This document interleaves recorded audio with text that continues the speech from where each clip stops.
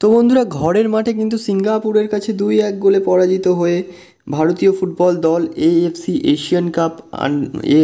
Asian cup যেটা Saudi আরবে হতে চলেছে 2027-এ, সেই এশিয়ান কাপের অ্যাডিশন থেকে ছিটকে গেল। ব্যাক টু ব্যাক দুবার কোয়ালিফাই করার পর কিন্তু তিনবারের মাথায় আর হলো না, তারা কিন্তু ছিটকে গেল।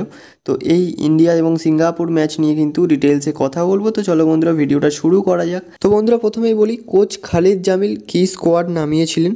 তো সেখানে কিন্তু গোলকিপার হিসেবে ছিলেন গুরপ্রীত সিং সান্ধু, চারের ডিফেন্সে ছিলেন আনোয়ার আলী, রাহুল ভেকে, সুভাশিস বোস এবং ভালপুইয়া। তো সন্দেশ জিঙ্গানের যেহেতু রেড কার্ড ছিল, সেই কারণে সন্দেশ জিঙ্গানের বদলে সুভাশিস বোস এসছে। তো এই জায়গা থেকে দাঁড়িয়ে এবারে নিখিল প্রভু এবং আপুইয়া কিন্তু মাঝমাঠে ছিলেন। তার পাশাপাশি লিস্টন কোলাসো, নাওরেম মহেশ সিং, লালিনজুয়ালা ছাংতে এবং সুনীল ছেত্রী এরা কিন্তু অ্যাটাকিং লাইন আপে ছিলেন। তো বেশ কিছু চেঞ্জেস এসেছে কিন্তু লাস্ট স্কোয়াড থেকে। সেক্ষেত্রে আমরা অনেক প্লেয়ারকে কিন্তু, যেরকম ম্যাকার্টন লুইসের জায়গায় আমরা আপুইয়াকে দেখতে পেয়েছি, সুভাশিস বোসকে দেখতে পেয়েছি, আমরা তোমাদের সন্দেশ জিঙ্গানের জায়গায়, এরকম অনেক চেঞ্জেস এসেছে।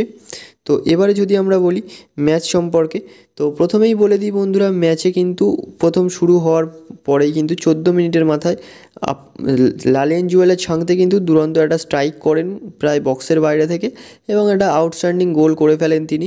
তো এই জায়গা থেকে দাঁড়িয়ে 1-0 গোলে কিন্তু এগিয়ে যায়, একটা বিশ্বমানের গোল করে ভারতকে এগিয়ে দেয় লালিনজুয়ালা ছাংতে। তো সেই জায়গা থেকে দাঁড়িয়ে বলতে গেলে ফার্স্ট 40 মিনিট তো আউটস্ট্যান্ডিং খেলছিল ভারত, অ্যাটাকের পর অ্যাটাক, মুহুর্মুহুর অ্যাটাক করছিল, কিন্তু আলটিমেটলি গোলটা করতে পারছিল না। মানে প্লেয়ারদের মধ্যে একটা গা ঘেয়ামি ভাব চলে এসছে যে ভাই, আমরা ক্লাবে বিদেশিদের সঙ্গে খেলি, আমরা যে কোনো অ্যাঙ্গেল থেকে তাদের পাস দিয়ে দিলে তারা গোল করার ক্ষমতা রাখে। তো এটা আর ন্যাশনাল টিমে হচ্ছে। ন্যাশনাল টিমে কী হচ্ছে, তোমার যে পাচ্ছে পাস দিচ্ছে, মানে বক্সের কাছে গিয়ে যেখানে তোমার শট মারার কথা সেখান থেকে ভাই বল পাস করে দিচ্ছে।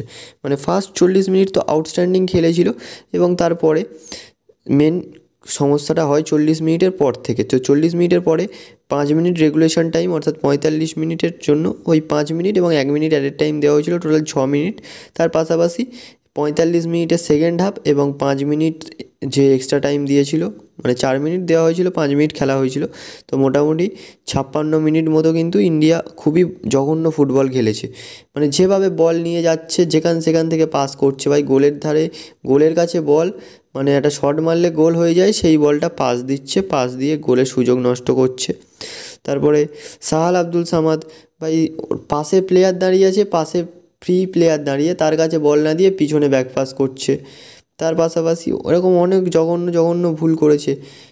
তারপরে তোমার লিস্টন কোলাসও কিন্তু বারবার একটু ওভার রেটেড দেখানোর চেষ্টা করছিল, মানে অন্য প্লেয়ারদের থেকে নিজেকে কিন্তু একটু অন্য রকম লেভেলে দেখছিল।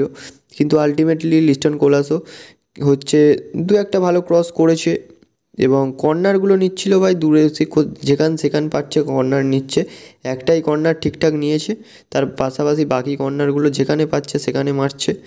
তো এর পাশাপাশি বলতে গেলে স্ট্যাটস সম্পর্কে যদি বলি, সেখানে কিন্তু 13টা শট করেছে ভারত এবং 5টা শট করেছে সিঙ্গাপুর। এবং শট অন টার্গেট যদি বলি, ভারত 4টে, সিঙ্গাপুর 5টা। মানে শটই বলতে গেলে ঠিকঠাক নেয়নি, শট দূর দূরান্ত থেকে শট নিচ্ছে, মোটামুটি গোলের কাছে এসে বাইরে চলে যাচ্ছে, মানে অনেক ব্যাপার স্যাপার ঘটছে। কর্নার যদি বলি, 11টা কর্নার পেয়েছে ভারত, 3টে কর্নার পেয়েছে সেই জায়গায় সিঙ্গাপুর। তো এই জায়গা থেকে সিঙ্গাপুর 5টা শট কিন্তু অন টার্গেটে রেখেছে, এবং সেখান থেকে তারা 2টো গোল পেয়ে গেছে। এবং গুরপ্রীত সিং সান্ধু কিন্তু একটা সেভ করেছে, দুরন্ত সেভ করেছেন, নয়তো ওটাও গোল হতে পারতো। তো তার পাশাপাশি ভারত কিন্তু 4টে শট নিয়েছে, তার মধ্যে মানে অন টার্গেটে রেখেছে 4টে শট, তার মধ্যে কিন্তু একটা গোল পেয়েছে। তো এবারে যদি বলি যে হংকংয়ের হয়ে ইউওয়াই সং কিন্তু দুটোই গোল করেছেন, একটা 44 মিনিটের মাথায়, একটা 58 মিনিটের মাথায়। তো বলতে গেলে দুটো গোলই কিন্তু ভারত প্রায় গিফটেড গোল বলাই চলে। যেরকমভাবে ভাই সিঙ্গাপুর গতবারে খুব ক্লোজলি গিফট করেছিল গোলটা, তো ইন্ডিয়া কিন্তু, মানে ইন্ডিয়ার প্লেয়াররা বলছে ভাই তোমরা আমাদেরকে গিফট করে 1 পয়েন্ট দিতে পারছো, সেক্ষেত্রে আমরা কেন তোমাদেরকে পয়েন্ট দিতে পারবো না। তো সেই বেসিসে ইন্ডিয়ার প্লেয়াররা মানে লং বল দিচ্ছে হংকংয়ের প্লেয়াররা। সেক্ষেত্রে হংকংয়ের স্ট্রাইকার রয়েছে, একটা অ্যাটাকার রয়েছে, এবং আমাদের দুটো ডিফেন্ডার রয়েছে। আরে যেখানে ভাই তোরা পাচ্ছিস না ভাই, ট্যাকেল করে দে।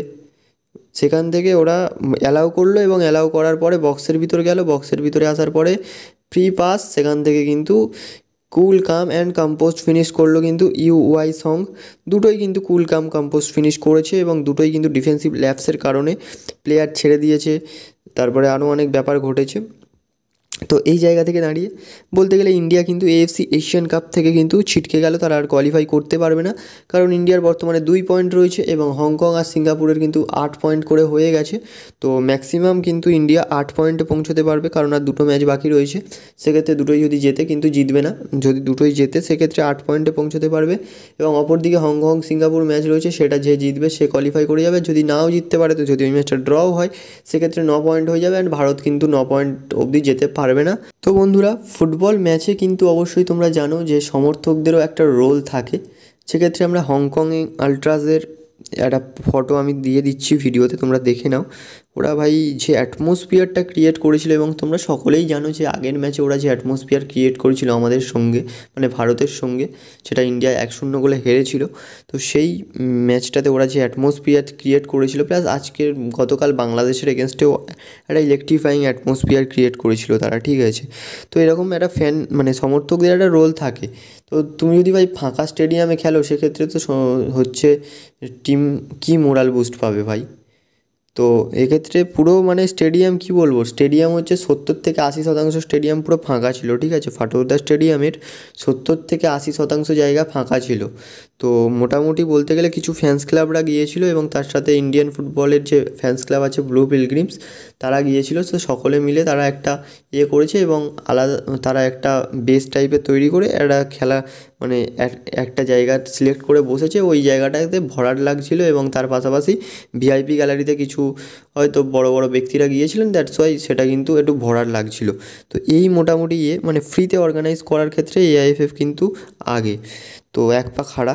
তো এই জায়গা থেকে বলতে গেলে India national team fan support কিন্তু গত ম্যাচে একদমই পায়নি, এবং এই জায়গা থেকে ইন্ডিয়া কি করলো, তোমার হচ্ছে ইন্ডিয়া না, মানে এআইএফএফ সেখান থেকে ফ্রিতে অর্গানাইজ করার ক্ষেত্রে এক্ষেত্রে গোয়াতে চলে গেল।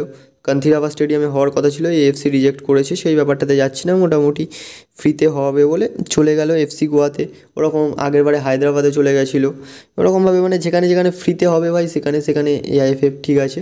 এবং তার আগে বলতে গেলে উড়িষ্যাতে ব্যাক টু ব্যাক ম্যাচ হতো, উড়িষ্যাতে এখন সরকার চেঞ্জ হয়েছে ভাই, ওসব সাহায্য করে না, ভাড়মে যায় এআইএফএফ। তো এই কারণে সেই কারণেই এখন আর উড়িষ্যাতে ম্যাচ অর্গানাইজ হয় না সচরাচর, তোমরা জানো।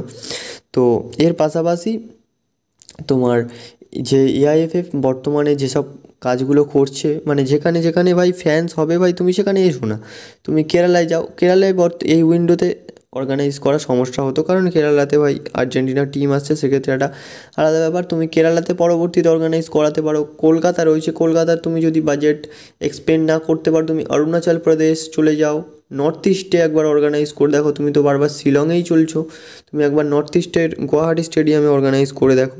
তো এরকম অনেক জায়গা রয়েছে, বললে কিন্তু ভিডিও অনেক বড় হয়ে যাবে বন্ধুরা। তো বন্ধুরা, যে টপিকে ছিলাম, বললে কিন্তু ভিডিও অনেক বড় হয়ে যাবে, কোনো দিন নয় একটা লাইভে এসে এই ব্যাপারটাতে ডিটেলসে আলোচনা করা যাবে। তো ভিডিওটা বন্ধুরা এখানেই শেষ করছি। তো তার আগে বলে দিই, ভিডিওটা ভালো লাগলে একটা করে লাইক করে দিও, অ্যান্ড চ্যানেল নতুন হলে সাবস্ক্রাইব করে দিও বন্ধুরা। তো দেখা হচ্ছে পরবর্তী কোনো ভিডিওতে, ততক্ষণ জন্য thank you and good by.